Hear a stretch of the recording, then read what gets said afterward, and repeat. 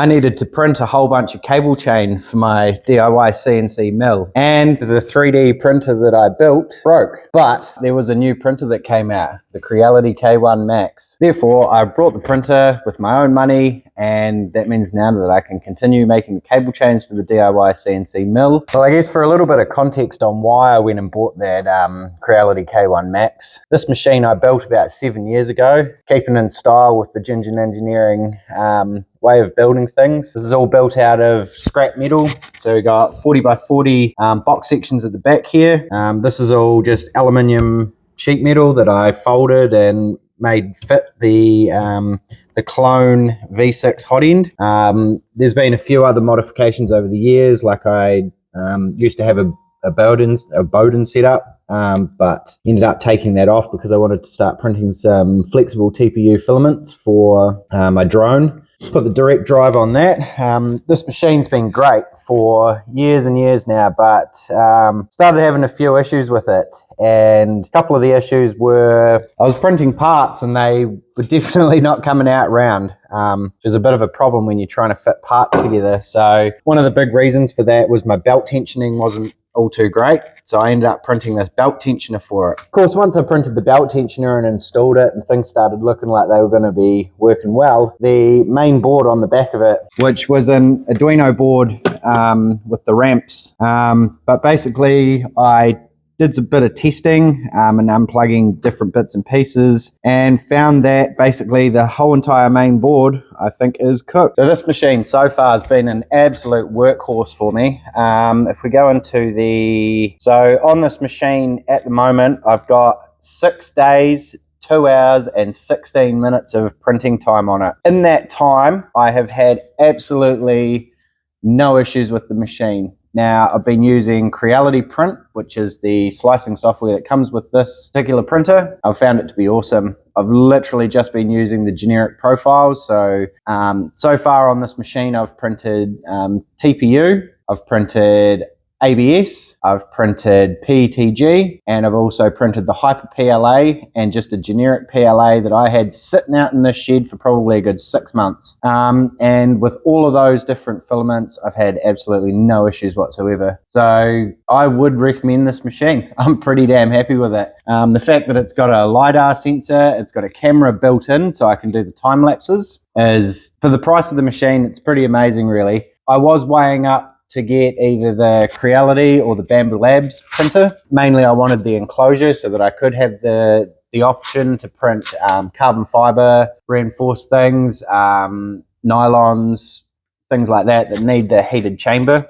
The other thing that I liked about this machine is the build volume. So this is the Max, so it's got a 300 by 300 by 300 build volume, which is really good for me because sometimes I like to print quite large things. So this here is one of the large things that I've printed on it. As you can see, it pretty much takes up the whole bed. And amazingly, that this is actually ABS. So I don't know whether it shows on camera, but this is dead flat. There was no curling, there was nothing happened with this print. This is actually a test print for a future project. There's going to be some bearings on here and here, and then there'll be a box section. So this is actually going to be a linear rail for a CNC plasma build that we've got coming up on the channel. So print quality wise, it's pretty damn good. The outer edges are nice and smooth. The only problem I had was, you can see here, this is the end part of the print. The ironing on it wasn't too great, just in this corner. But overall, for an ABS print in a chamber that's not heated, it's just the ambient heat from the bed and the nozzle, amazing. Yeah, can't fault it really. So this here is actually one of the upgrades that I've done to the machine. So this is a riser for the glass, because what was happening is the cable, this here, the tube was actually rubbing on the top of the glass, and that's not really much good because you don't really want the cable rubbing on the glass, because eventually that's going to wear through, and the problem is when that wears through, the filament itself will be rubbing on the glass, which can either cause contamination or possibly cause a point where it's going to make the print fail. So this riser I got off of Thingiverse. Can't remember who modeled it, but whoever modeled it was pretty smart. They added these into it. So basically when it's open, these are vented. So it's vent here on the four sides, and what that allows it to do is it allows the hot air to come out of the machine. But when you're printing things like ABS or ASA or more thermally problematic filaments, you've got these, so they basically just slot into there and they block off the holes, and then that allows the chamber inside the printing chamber to get up to about 40 degrees. I think the most I had was about 45, but it was a pretty hot day out in the shed. So yeah, if you're going to get one of these machines, I'd definitely recommend printing one of these first off. The corners here were printed out of ABS, and then the side bits here were printed out of PTG. So on this machine, it's really simple to do get the filament out. So basically what you do is you tap on your screen, you'll go over to the settings here, and you'll click on extrude, and then you either click extrude or retract, and it'll heat the nozzle up to 240 degrees, and it will retract the filament out of the machine. Then you can pull the filament out, load the new filament in, you click extrude, and it'll start extruding out of the extruder nozzle. So once the machine has extruded out, I normally do about 3 extrusions, or I click the button 3 times and I let it run through its extrusion process, and then that sort of seems to clear all of the existing color out of the machine. One other thing with this machine is when you click retract, it'll retract. Then at the top of the machine, bring you in here, you can see this little thing here. You click that open, that unlocks the filament. You click it back closed once you've put the new filament in. Basically, once you retract it out and you click that little button across, basically what it's doing is it's doing a cold pull. So that there has actually pulled the filament out of the nozzle itself. Or what I used to do back on my old printer when I wanted to clean the nozzle out is I'd do a cold pull. So basically what I would do is I'd heat the nozzle up to 200, 240 degrees, wherever, it doesn't really matter. And then I'd let the machine cool all the way down to 90 degrees.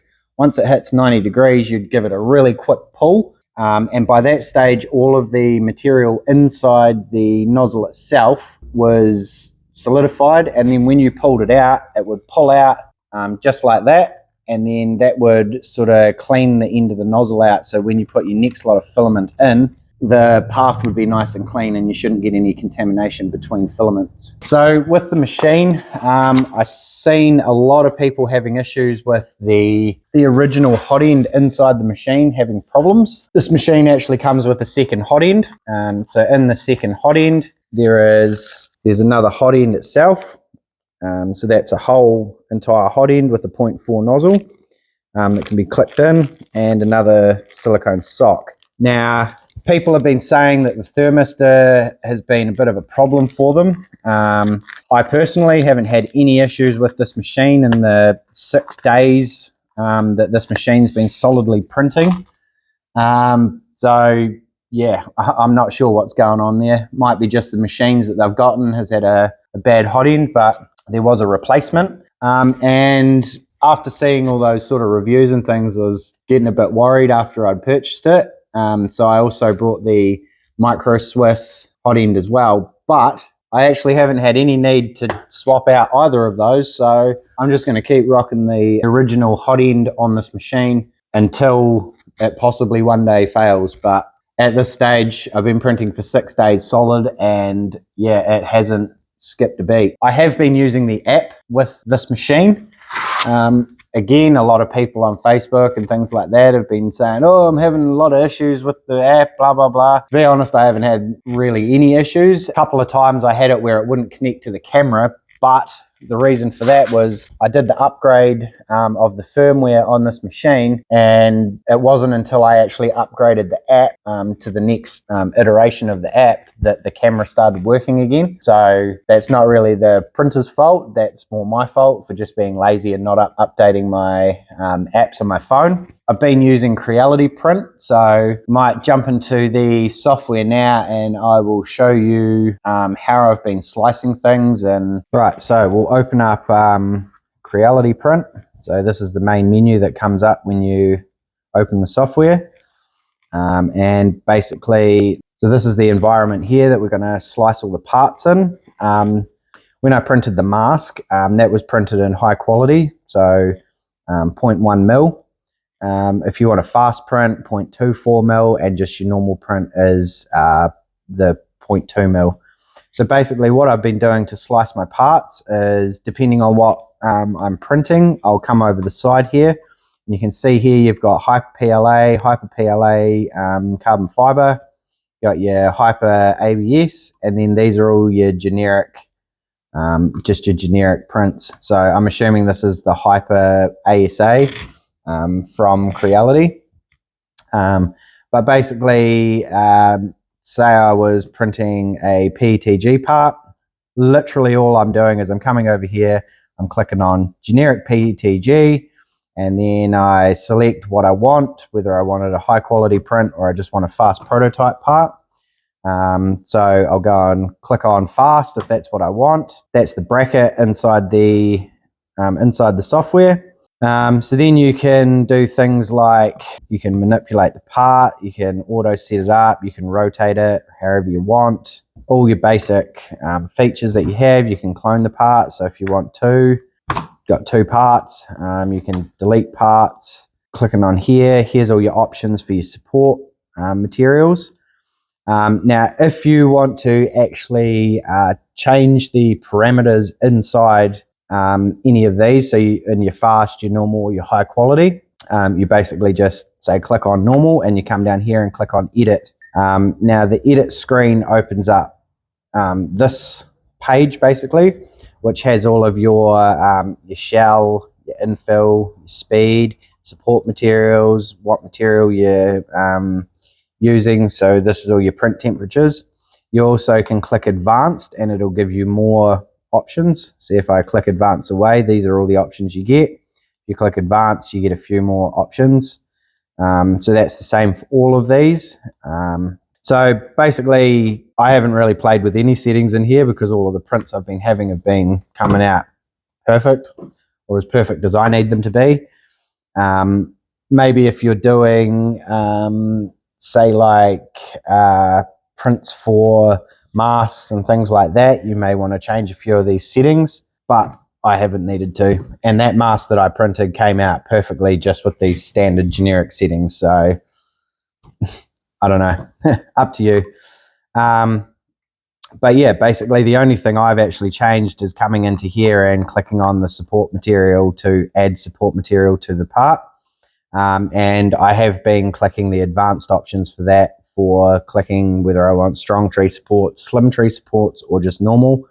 Normal being your standard. Yeah, so Creality Slicer works perfectly.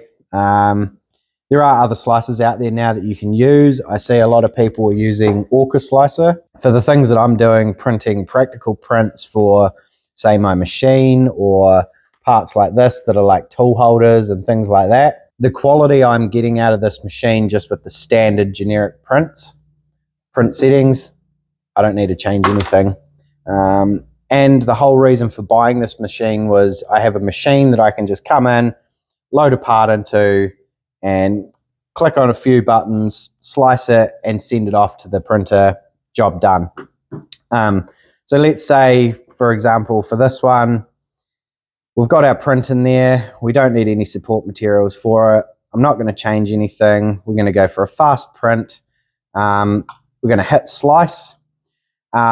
Now, I did find with this Creality Slicer, when I'm slicing bigger models, say like that mask, for instance, it did take a lot of time to print that mask. It did take a lot of time to slice that mask. Creality Slicer is a little bit slower in processing those kinds of things, but at the end of the day, I click the button, I can walk away for a couple minutes, come back, it's sliced, ready to go. So as you can see there, we've sliced the print. Printing time, 54 minutes. The printing time that it gives you is actually pretty damn accurate for the amount of time that it will take to print the part. You just sort of have to add probably another 5 minutes maybe for the printer calibration steps, which is when it does the zigzag lines and does all the LiDAR and lasers the bed and everything for where you're actually going to be printing the part. So your 54 minutes might be, say, 59 minutes, an hour, but that's here nor there. 5 minutes in 3D printing is nothing. So basically, once you've sliced your part, you can use this bar on the side, and you can see here, these are going to be your layers. So it's going to build up your layers as any normal 3D printing software would do. So it's building up, building up, building up. It's building all your holes and threads and bits and pieces in it. Gets to the top. That's it, completed. Then all you're going to do is you're going to come over, you're going to click LAN printing. So I've got my machine set up on my Wi-Fi network in my shed. There is an option to have it plugged into an Ethernet cable, or you can use a USB thumb drive. And to do the pen drive thing, you just click export to local. That'll export it to your machine, and then you can load that onto the pen drive. They actually supply you with a pen drive with the machine. I plugged it in. I think it was a 16 gig pen drive, so heaps of storage space, so you can load your parts onto that, or your G-code onto this, plug it into the machine, get it off of the pen drive and load it onto the machine. I don't bother with that anymore. I just use LAN printing because it's easier for me. So I'll come in here, I'll click LAN printing. So you got the name, you've got the name of the printer. You also have the nozzle size, and then you've got the profile that you're using, which for this one is generic PETG. You come over here. For me, I normally click on printer calibration because I want it to do all the calibration beforehand. Say you had 10 different machines in here, you'd have all the 10 different machines lined up. You would have set up a different device name for each machine on here, and then you basically click this button. You'll click send G-code, and you can see here it's processing, and that's it sent to the machine. So that's basically the full process of importing an STL file into the slicer, selecting the profile you want to use, select the, so the profile being what filament type you're using, PTG, TPU, ABS, PLA, whatever you're printing with. You'll select that profile, and then from there you'll go through and you'll basically slice it, send it to your printer. Right, so now we've sent that through to the printer. Going to come in here, and you're gonna tap the screen, and then you're going to click down here onto this. It's going to load the part, and you can see here that we've got the part. So you'll click on that. What you really want to do is you want to check that the settings in here are the same as what you set up, making sure, so you can see there that this is a PETG print. The bed's going to be 70 degrees, the nozzle is going to be 250 degrees, it's going to take 54 minutes to print, it's going to use 8.4 meters of filament. You can see here you can check calibration on or off just by clicking the screen. I always do calibration on, and then all you're going to do is you're going to hit print, and then the machine is going to start doing its thing. So it's going to home the machine, and then it's going to run through its print cycle. If you watch the bed, down the bottom there, it's going to do really quick, and then it'll come up and it'll indicate itself on the nozzle there.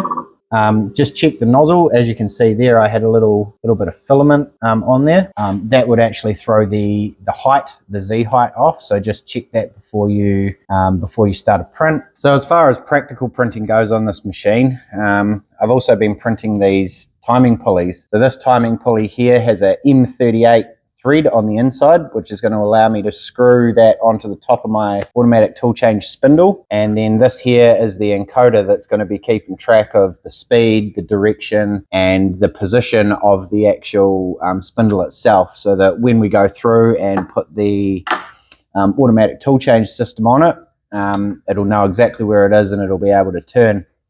So I've also been printing belts. So this belt here is printed from TPU. As you can see, it's very flexible, and the fit on the belts or on the pulleys is pretty damn good.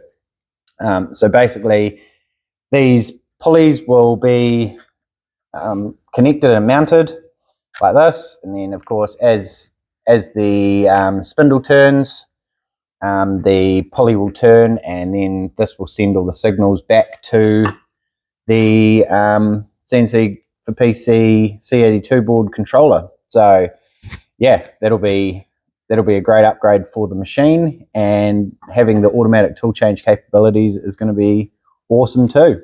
So if you've been a viewer of the channel before, you would have seen my last video on this CNC machine. You would have seen it cutting, and I would have given a bit of a rundown on. But one of the things that I needed for this machine was cable chains for cable management. So as you can see at the moment, I've got the servo cables all just hanging out here, which is not really ideal. So basically I've been printing these cable chains, and these cable chains are going to allow the cable to basically run in the track. So they'll be mounted on the bottom of the machine, and that'll allow the cables to go through. This was a print that I got off of Thingiverse, so if anyone's interested, just search on Thingiverse. The creator, whoever created this, did a really good job. The fit of the parts is really good. Everything snaps together, so you're just basically printing the individual pieces. So that's an individual link, the cable chain. So basically what happens is that you run all your cables through, that snaps on there, really good fit. Takes a bit of effort to get it off, and then basically you can have it as long or as short as you want, and all you do is you basically flip them together, and that gives you your movement. And of course you just make them as long or as short as you need. Print quality off of this machine is pretty great. As you can see, it's nice and smooth, everything's nice and flat, everything fits and moves together really nicely. There's no binding or anything like that. So this is going to be awesome for this machine, and in future videos you will see me putting all of the cable chains and everything on the machine. So straight out the box, I basically took the printer out, put it on my bench, plugged it in, turned it on. It did an auto calibration sequence, so it basically homed the machine to all the end stops, and then it did a input shaping. So it basically moved the head really quickly and found the resonant frequencies of the machine, and then basically it won't hit those when it's printing, so you get sort of perfect prints every time. This was the first print off the machine. This was a print that was in the machine already. It had already been sliced, so I thought, screw it, I'll print that first off. It's just your 3D benchy, pretty common print, test print for machines and whatnot. This was done in about 16 minutes, which for me, coming from the machine I showed you before, was pretty damn impressive, because 16 minutes for this print, that would have taken me at least 40 on my machine. So I believe this machine was running at 300 millimeters a second. My machine that I'd built would be about 60 millimeters a second. So that just shows you 7 years of technological advancements, I suppose. So I guess I'll just have a wee talk about the Micro Swiss hot end and what comes with it if you are thinking about upgrading it. Obviously I still haven't put it in the machine yet, but it comes with a nozzle, comes with 2 titanium screws, and then you've got the heat cartridge and thermistor and a rubber sock, and then this part here is the part that goes into the actual original K1 hot end, basically. The reason I went with this one is because I've seen a few reviews on it for people that have had problems with the original hot end, which again, I haven't had any of those issues. So yeah, I haven't actually installed this yet, but one of the key features to this is the fact that you can basically do cold swaps on the nozzle. So normally with a 3D printer, you'd have to heat that nozzle up. You would undo it, and then you put the new nozzle in hot and make sure that you tightened it up hot. This sort of eliminates all of that. Again, haven't tried it yet, but this is an upgrade option for the K1 and the K1 Max. So yeah, we'll see how that goes. I'm probably not going to change that nozzle until I have problems with this nozzle, and as of yet, still having no issues, so I'm just going to leave it. Again, I brought this printer for the fact that I don't have to muck around with it, I don't have to fix it all the time, play with it. I just wanted a printer that I can send things to and print. I will be using this printer to print another printer, but a larger scale printer, so that'll be ideal for that. I'm not going to have to muck around with anything. this machine I'd definitely recommend to people. Don't listen to all the crap that goes on the Facebook pages and all of that. From my experience, I've had no issues whatsoever. Actually, sorry, apart from those tree supports failing, but then funnily enough, the tree supports finished on top of the failed tree supports. So yeah, technically I've had no failures. The only failures I have had have been my own, whether it be setting up the wrong material in the software to what I'm actually using, and then I've realized, clicked stop, deleted that off of the machine, and then gone through and reset it up in the slicer, put it in, and then it worked perfectly. If you're looking for a machine to do practical printing that you don't have to muck around with all the time, that's just going to work, Creality K1 Max or the K1C looks like it's a pretty good machine. A lot of people have been having issues with the K1. I can't personally speak on that, but I would assume that could be user error again. But yeah, just get one. Do it. I'm not affiliated to Creality at all. I will be sending this video to them so that they can have a look at my review and do with it what they will. If they want to send me printers in the future to review and try out, that'd be awesome. If not, they're not paying me to say any of this stuff. They're not even sending me the printer for free. I paid full price for this machine. I got the machine through Marvel 3D, which is a company here in New Zealand. They were really good. They had the printer to me. I live rurally. They had the printer to me from the other end of the country to me within about 5 business days, which I thought was pretty good, because normally it's about 2 days processing time from the time that the printer got to our rural postie delivery service out to me.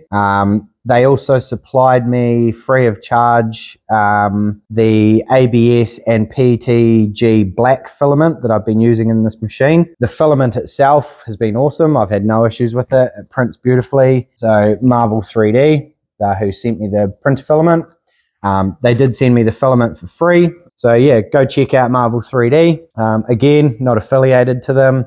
They're not paying me to say any of this, and they did supply the filament for free, but all my opinions are my own. No one can pay me to say anything. That's one of the big problems I have in my life. I say whatever I want when I want, and that sometimes gets me in trouble. But yeah, thanks for watching.